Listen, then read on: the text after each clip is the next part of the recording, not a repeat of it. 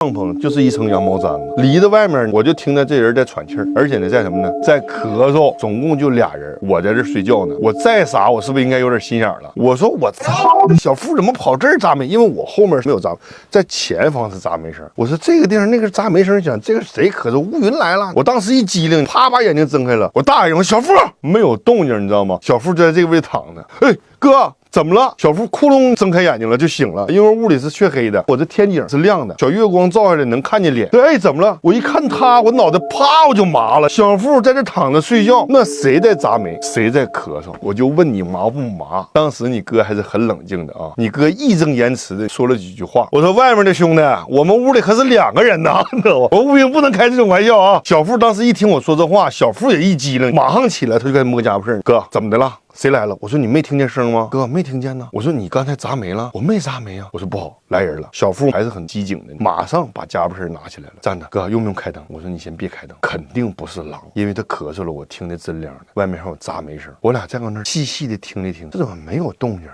我说这是我被煤烟熏着了，我看看上面表也没超标啊。过了10分钟，那我寻思这是做梦呗。我说这觉睡的可能太香了，这怎么还做个梦呢？我弟弟睡觉吧，没事，躺在那儿，我躺在这儿。我说付你睡着没？他迷得糊，他以为我跟他开玩笑呢，寻思我不愿意去干活，我给他弄钱让他干活。他说哥，我去干就完事了，你就不用你起来了。我说不是这意思，怎么地的。我俩正搁这辩论呢，突然间啊，哐当一声，咚咚咚，砸煤声又开始了。我瞅瞅小付，我说这把你听着吧？我说哥，我听着了，砸煤声搁那咚咚咚砸的小煤块，我旁边这个咳嗽声突然间又响起，就这么一声，然后呢，脚步从这儿开始往远处开始咔呲咔呲咔呲咔呲，俩人听着真灵亮亮，我瞅瞅他，他瞅瞅我，我的小家伙事就在这儿，我颤抖的手。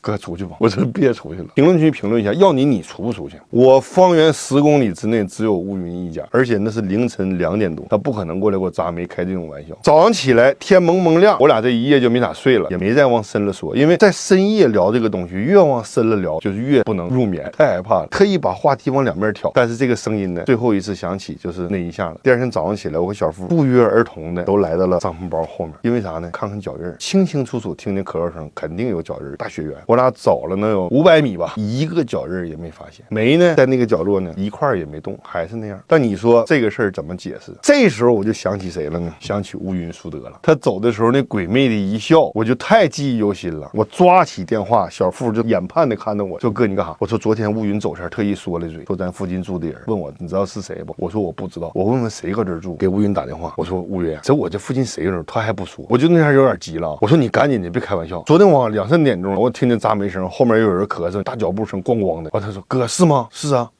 那个我祖先在那儿住。我说你祖先，蒙古人不有这个说道吗？牛车掉到哪儿就入土为安，离你帐篷不远就住的我的祖先。我当时一听那还好。